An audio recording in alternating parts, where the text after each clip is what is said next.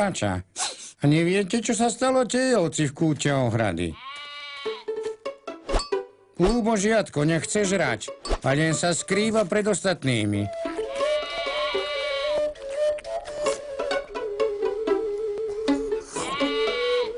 Joj, to je smutný príbeh.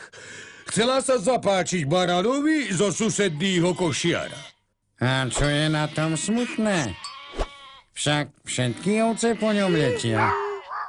Fintia sa ako herečky. Pretrčajú pred webkamerou a posielajú mu svoje fotky po internete.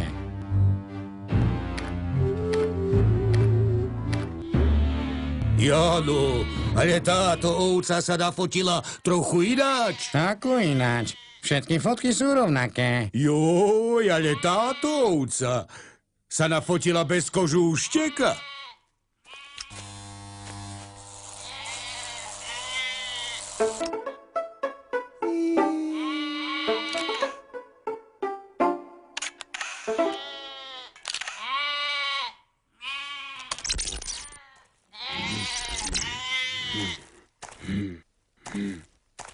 Nejaký baran to našiel a poslal všetkým po internete.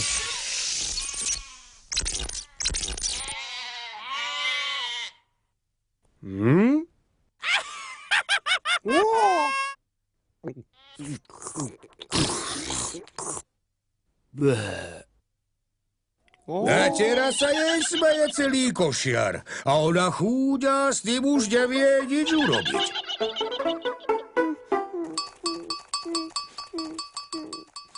Lebo raz, keď dáš niečo na internet, už to odtiaľ nedostaneš. Tak to je naozaj smutný príbeh. Fotka bez kožúšteka. A kde tú fotku nájdem?